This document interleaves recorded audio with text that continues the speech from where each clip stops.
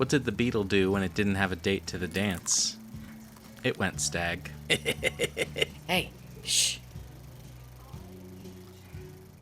Welcome back to Not Another Needless Sequel, where we watch movies and propose unnecessary prequels, sequels, reboots, and remakes. My name is Kane. With me, as always, is my co-host and wife, Kelsey. It's gonna be a blue Beetle.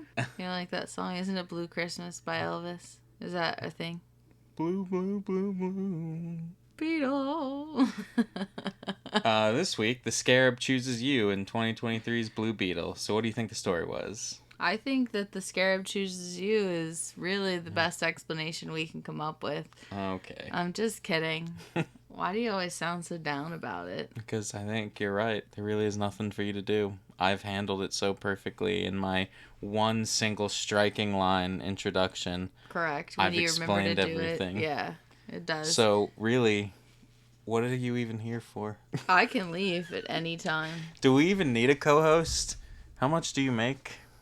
I don't. Oh. How much do you make? Well, I just added your salary to mine. Oh, okay. Anyways, go ahead with what you think the story there was. There is like an ancient alien form called a scarab. Mm-hmm. I want to say form because it's not really like a computer technology. It's like organic technology. It's like venom, honestly.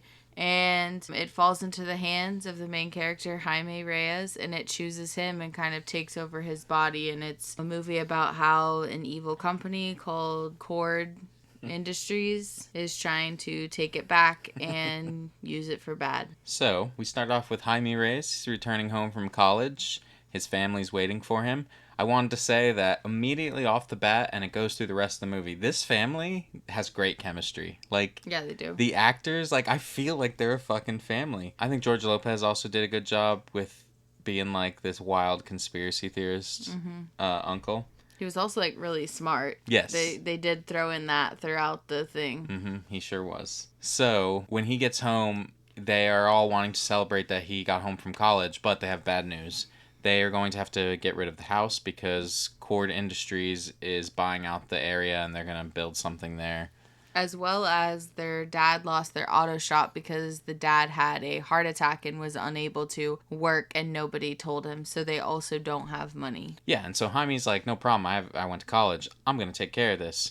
Some time passes. He's not doing well. He instead is working for Cord Industries as a housekeeper at one of their areas. So Cord Industries, they actually start the movie off with getting the scarab. They have found it somewhere, I don't know, buried in ice with a shield or something. And they are going to use this to build their new weapon that is going to be mass marketed, the OMAC. So whenever you meet Victoria Cord, who is now running the company since her brother has gone missing, Ted Cord, you see that she is at odds with her niece Jenny Cord. Jenny Cord knows what she's doing, doesn't want the company to be making weapons. They're getting into an argument when Jaime steps in, causing him and his sister to get fired. I mean, his sister kind of got fired because she took a poo in one of the private bathrooms and they were supposed to use a different bathroom and comes out talking about it. And, that was one of the strict rules. I say fuck that. If you work at a place and they're like, oh, the service bathroom is out there, shit in their bathtub, shit in their sink, don't deal with that. Anyway, Jenny Cord mentions to Jaime in passing, hey, you know what? Come by tomorrow. Maybe I'll get you a job. And he does because he needs something. And he's like, I got to do right by my family. He gets a suit on. He goes to meet Jenny. And Jenny is actually in the process of robbing Cord Industries. Of the scarab. Yes. So excuse me. I skipped a part of my trivia here. So I wanted to say that in the beginning, at some point when Jaime's family is watching TV, there's several scenes where the TV's just kind of passively on. At one point in Spanish, it's spoken that Bruce Wayne has purchased Twitter, and I thought that was interesting and funny because in no world would a billionaire ever purchase Twitter, right? Anyways, moving on. That was my first trivia. You didn't like it? I did. Okay, so Jaime meets with Jenny Cord, and she is like, "Oh, hey, you'll do anything, right? Here, take this burger box and don't open it, don't look at it, and keep it safe." And it's Big Belly Burger, which is referenced in all of the It's CW, like DC TV shows. Yeah, I mean that is like a DC staple in their world. It's just their McDonald's, you know. Of course, he goes home and his family opens the box. Yes, Then they're his all sister bullying gets him it about. out, they play with it, and it basically attaches to him. Yeah, that part's hilarious. His family is literally all screaming, like they're reacting the way anyone would. Fucking George Lopez is like, he's possessed. Yeah. Because he is like hanging from the The ceiling. entire scene is insane. It's They're pretty all doing crazy. crazy things. He's flying everywhere. He ends up flying up in the air, down in the air, across a bridge, through some water, and he finally comes back. He puts 2 holes in the roof, one to leave and one to come back. Yeah. They're reporting him missing. The police think they're crazy. Yeah, so with the Scarab, he's now got these Blue Beetle abilities, and he, wants to find out from Jenny what the fuck and how do we get this out of him, because it's like embedded in his skin. I thought it looked like the Sandevistan from Sandevistan from Cyberpunk. Yeah. If anyone has seen that or like played the game. Yeah. You wouldn't have heard our episode since it got destroyed in the fire. Oh, There was no that fire. is 2025's biggest scandal. We watched the whole season of Cyberpunk and to try out how a TV series would go. It was such a good episode, and it was destroyed. Yeah, one day. So, there's like a really quick scene. It's not really important to the ultimate end of the story, but you do see that in looking for this piece of technology that they're going to hopefully use to get more information on the Scarab to get it out of Jaime, you see that Jenny Cord, spends time in her father's lair, Ted Cord, and, they find all the Blue Beetle stuff. But Victoria, looking for Jaime, attacks his family with, Cord Industries soldiers, and also with whatever the fuck his name is. Carapax? Yes. Carapax is like the first user of the company's OMAC. I thought what was really interesting is the first time that he faces off with Jaime, like Jaime's suit activates, and it's super quick.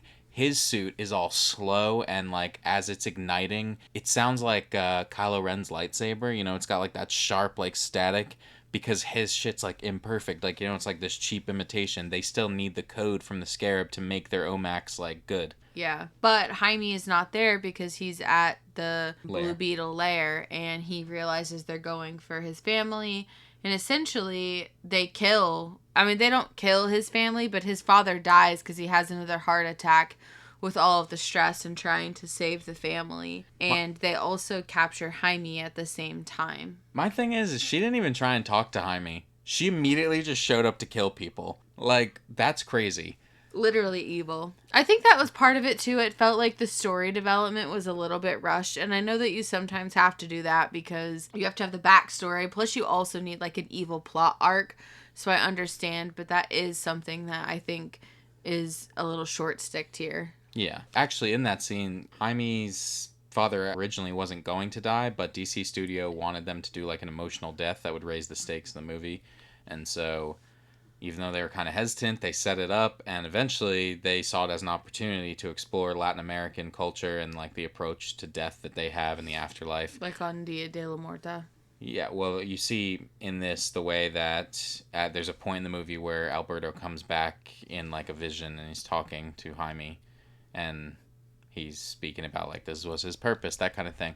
Also, something I thought was cool is when Jaime's protecting his family, his suit becomes at one point a weapon called the ZF-1s from The Fifth Element. And spoiler alert, if you haven't seen that film, it's revealed that the fifth element is love. So the weapon is not just obviously an homage to the movie, but a representation of his affection that he has for his family, because his family's like a huge part of... And I do feel like his family shows love throughout the entire movie. Yeah. They're always joking. They always think that they're going to get through things. They always have faith in one another. They don't really ever break their bond, no matter how bad things are, which I think is a really important message. Yeah, it was nice. So now with them having Jaime, they are downloading the Scarab code into the OMAC to complete it. But at the same time, they're like, we're going to remove this, and it's definitely going to kill you, and we don't care. However, her assistant, who has been treated like shit by her the whole time, and is being called the wrong name, ends up helping Jaime escape, but the OMAC is still complete. But, at least Jaime's not dead. So now it's Jaime's there having to fight Carapax, who's now in a completed OMAC. So it's like he has his own full Blue Beetle suit, and, it's kind of got some extra add-ons. I mean, you're thinking like the first War Machine, or not War Machine, first Iron Man movie when he fights Ironmonger. It felt similar to that. Yeah. Also, his family has now come with Jenny Cord. They are riding in this, like, Blue Beetle mobile. It's just a big-ass beetle, but and it it's flies. walking. Yeah, but it's like a tank. It's great. That scene, it's pretty funny. It's playing, like, music. They are killing people, though. They're definitely stepping on people with the legs. 1,000% murdering bitches, left and right. Yeah, it's crazy. Not like Batman, right? Not like Batman. During that fight, another part that I thought was fucking hilarious is at one point, like, Jaime's being held up, and he's being held up by Carapax, and he says, "Do something!" And the Blue Beetle suit has those two, like, things on his shoulders. They just start stabbing the fucking guy. Yeah. It was like Spider-Man's instant kill mode that he used, but it was hilarious to me because it tried its damnedest. So anyway, with that fight, a couple things that I have for trivia is they have... Milagros, his sister, she spray paints the word Animo across the front of that Blue Beetle vehicle, and that's said several times through the movie as well, and it's also on Rudy's plates of his truck, and obviously that word is Spanish, but it signifies encouragement, and I think that's nice, because his family was always upbeat, encouraging, it's okay, we're gonna get through this, we can do this, that kind of thing. It was all about destiny. They all have a destiny that they're supposed to follow. They just have to figure it out. Yeah, even this whole, like, build up to this fight, there's this whole thing where the grandmother is like, oh, she used to be, like a rebel for what was happening to her when she was a child in her home country. Yeah, and they all listened to her because she made the plans to infiltrate the place and get Jaime back. I will say, Jaime does end up beating Carapax. Wait, I have one more trivia that goes with that fight. So, during that fight scene between Jaime and Carapax, Kajida, the, like, scarab, tells Jaime it can create any weapon he can imagine, and he makes the Buster Sword from Final Fantasy. Nerd. But ultimately, Jaime obviously ends up beating Carapax, and he's about to kill him, and the Kajida stops him, which is different because the Kajida he had to stop earlier in the movie, and it reminded me of that scene in Spider-Man No Way Home where they talk him out of killing the Green Goblin for killing Aunt May. Yeah, so the suit stops him and shows him memories that, basically this dude was taken as a child. He's been treated horribly, and he basically picked apart for science. He's almost like Nebula. Yeah, and he didn't remember these things until then. He also gains his memories back, and in return, he, like, picks up Victoria Cord by the neck of her shirt and drags her into a fire as he's, like, lighting his suit to explode. To kill them both. Crazy. I mean, she deserved it, but damn, what a way to go. Yeah. So then Jenny now is in charge of Cord Industries and says that they're going to stop manufacturing weapons. Yeah. And, Jaime's family, they don't have to move out. Also, it was really nice. There was a scene where when they get home, their house burned down during that attack from Victoria. When they get home, the whole neighborhood is like, oh, hey, the Reyes are home. And they show up and they've got, like, food and they're there to help and they're going to take care of everything. And, in the future, like, it shows, like, some time pass and you see things are probably great now. He's Blue Beetle. That's the end. There is an after credit scene that shows that Ted Cord is actually alive. He's just missing. Mm-hmm. So this movie had a budget of 104 to 125 million, and it walked away from the box office with 130.8 million. What was really freaking weird about this to me is the movie we did last week had the exact same box office number. I didn't have to change it when I was like... Oh, that is weird. Anyway, on Rotten Tomatoes, Blue Beetle has an approval rating of 77% based on 277 reviews with an average rating of 6.4 out of 10. I rated it a 3.5 out of 5. I really do like this movie. I think some of the plot with developing, like, his villain was kind of muddled, but the stuff with his family is fantastic. Like, they definitely need to focus on that.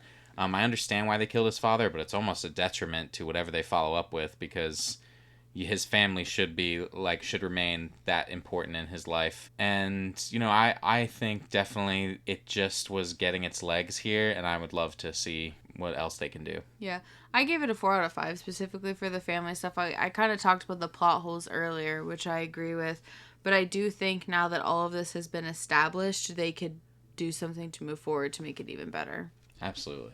Okay, so I have 5 different bug people, and I'm going to give you their name, and you tell me whether or not they exist in the DC universe. Okay. Bumblebee. I think you're trying to trick me because that's technically Transformers, so no. Bumblebee is a character in DC. She is a female, and all of her powers come from her suit, Killer Moth.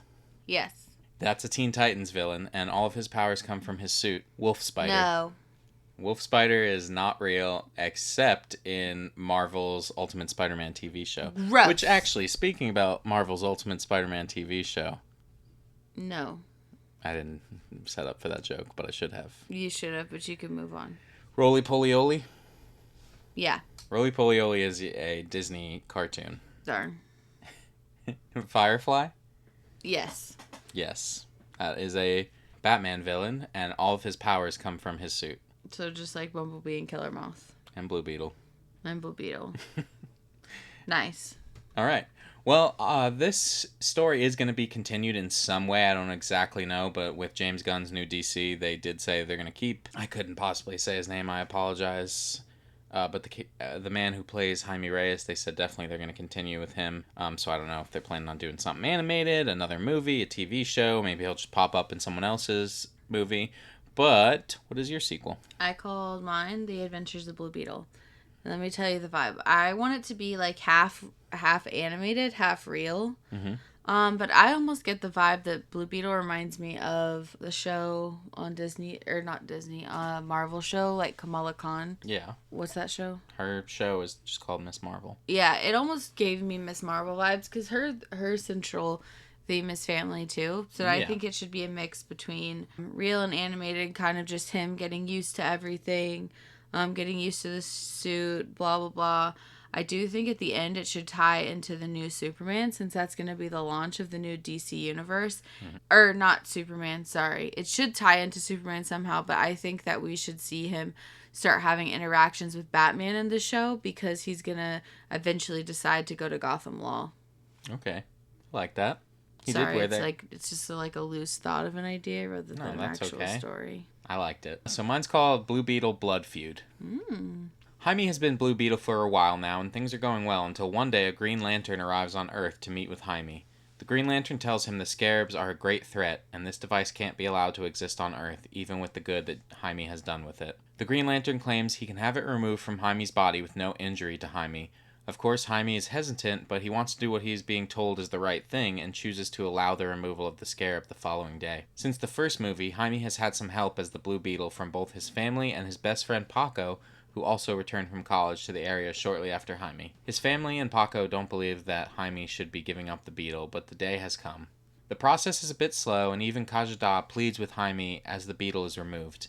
In the tense moment, just as the Scarab floats away from Jaime's body, Paco grabs the Scarab, and the Scarab immediately seizes the opportunity to prevent the Green Lantern from taking it by choosing Paco as a host. Paco has been jealous of Jaime, but it's worse as he watched Jaime give up what he considered such a blessing, and these feelings become exaggerated as the Scarab begins to change Paco into the Blood Beetle. Ooh, evil. The Green Lantern and Blood Beetle battle in the skies, and already Jaime can see that the Scarab is behaving and looking differently. Jaime begs for Paco to stop, just as Paco incapacitates the Lantern and prepares to kill him. Jenny Cord arrives with some of her dad's tech and asks Paco to stop. He continues to ignore her and Jaime, so Jenny attacks him with some of the tech. Paco turns to stab Jenny, and Jaime instead takes the hit. As Paco sees Jaime dying, he runs away, and Jenny gets him and the Lantern to the hospital. Jaime wakes up and is ready to fight again as he claims this is his best friend and his responsibility because he made the mistake of giving up the Scarab. In order to fight back, Jaime and Jenny use all the tech left by Ted Kord to imitate the Scarab's power. So before I finish, I think it would be cool to see him using what Ted Kord was basically using to be the Blue Beetle instead of actually having the Scarab. And That's so that would true. show that he could do it, almost like Iron Man 3, when it showed that he could do stuff without the suit. Yeah, that was cool. So there's that, and also I called it Blood Feud because there is an eternal war, or there was an eternal war between the Scarabs and the Green Lanterns before the Scarabs were all Done. Done. But also Blood Beetle and Blue Beetle. Nice. Anyway, meanwhile, Paco is being changed, and rather than having a perfect symbiosis, Paco is more Scarab than Jaime's friend anymore. Jaime, Jenny, and the Lantern team up to try and convince Paco of what is happening. Ultimately, though, Paco agrees he can no longer stop the Scarab, and a fight ensues.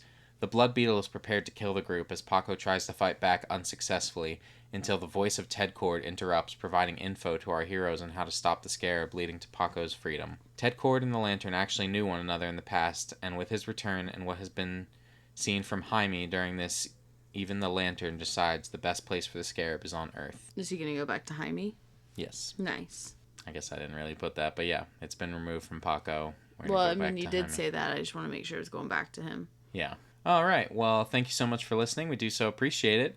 If you want to talk movies with us, you can find us on TikTok, Instagram, Letterboxd, Threads, and Blue Sky. We are Nan's Pod everywhere. Nan's Pod? If you'd like to vote on whose sequel idea was the best, come by our YouTube channel for the polls, or you can let us know your idea across our socials or at needlesssequel@gmail.com. Links, as always, will be wherever you are listening. If I could ask you for one thing, it's to share our show with someone and leave us a review. That is how we get new listeners. Of course, I also ask that you come back for more Needless Sequels. Next week, we're watching How to Train Your Dragon in preparation for the live-action version releasing on Friday, June 13th. Friday the 13th.